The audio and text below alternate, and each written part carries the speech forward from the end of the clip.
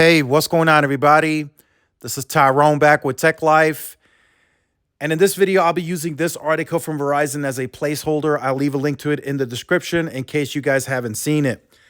So last but not least, Verizon for the Vegas Formula One race, performance testing, looking at, the entire weekend, the hotel testing from Carlos S. Tech.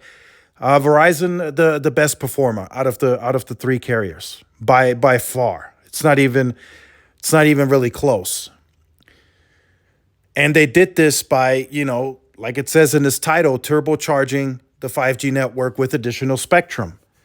So in these areas that Carlos tested, Verizon had lots of millimeter wave nodes, right? So let's get that out the way right away. They had lots of millimeter wave nodes. Once you get outside of those nodes, likely C-band kicking in. So early on in the very first test, there was a hiccup. Carlos had to had the airplane mode, but once airplane moded, Verizon did well over 2 gigs in that spot. So that's huge. That's huge performance and well over 100 megabits on the uplink. So that's huge performance from the network and great for all consumers in that area. And I think one of the sectors of the nodes was even facing into the race. So you would have likely connected to that node from the stands, and you would have done some crazy speeds from that millimeter wave connection. And that's a permanent deployment. That's not a temporary solution. That's permanent stuff that Verizon already had on the strip before even adding anything temporary, which they did, but they didn't have to add as many. They didn't have to add 8, 9 cell on wheels because they already had a lot of permanent infrastructure in that area. So during the live stream, I also had Verizon's live stream up. That was the main live stream. A few hiccups here and there, but nothing major, right? They did buffer some. They had to drop in quality, just like all the carriers. Nobody's perfect, but for the most part, it was working, right? Again, just like AT&T, 95+% of the time it was working. Had a few hiccups here and there, cut out some here and there, but nothing major, right? Nothing that you would say, oh, I'm going to leave Verizon because it didn't work 90% of the time. That just was not the case.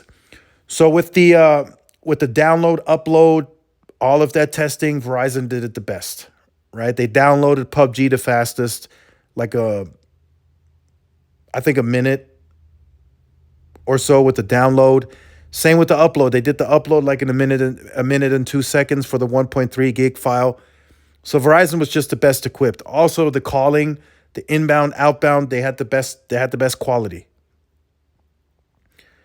They had the best call quality at the event, that's what we've come used to, right? If you look at all the root metrics testing, the scientific calling testing, it always has Verizon as the best in most markets.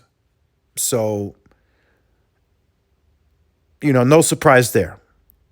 Right. So then we go to the MPerf testing. Again, Verizon did like 2-3 gigs on the download. And I forgot the uplink, but they were much higher on the uplink versus their competitors, and it shows in the time. Right. The upload on YouTube would have taken AT&T and T-Mobile well over an hour. Verizon finished it in just a little over a minute. So that goes to show you everything. So all in all, looking at the entire weekend, right, looking at the hotel testing, some of the previous testing before all the people got to the event, Verizon was the best. They were the most solid. Even on the DAS systems, Verizon upgraded theirs as well. They did some, there was some back and forth, right? T-Mobile was the fastest in some of the hotels, then Verizon was the fastest. But overall, looking at everything now, and, maybe we do get some open signal Ookla reports. We'll look at those too. But looking at it objectively, Verizon just performed the best overall. Not one specific area or task. They just performed the best overall. They had the fastest uploads. They downloaded PUBG the fastest. They had the fastest speeds in the areas that were tested. So, it's good to see. They all worked. But again, like I said in my preview video, I called it that Verizon would be the best overall. That's just something that they have in their DNA.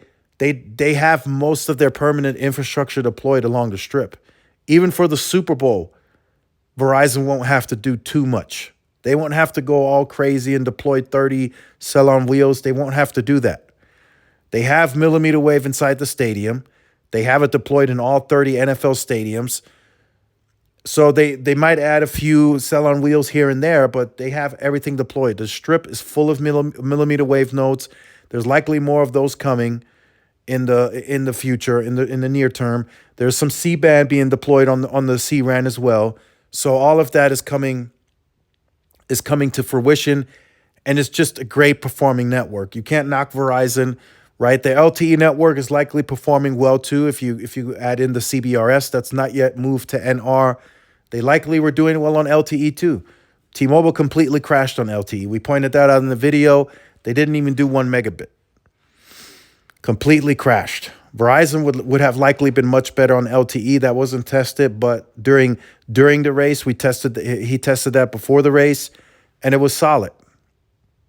Right? So again, I'll close out the video, and that closes out the series for the Formula One race. Verizon performed the best overall.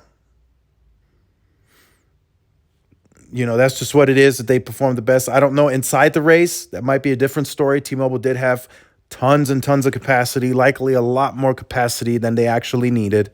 So that might be a different story. But looking at everything, right? The tourists, spectators, the people at the race, from the outside, not far away, but still along the strip, Verizon performed the best.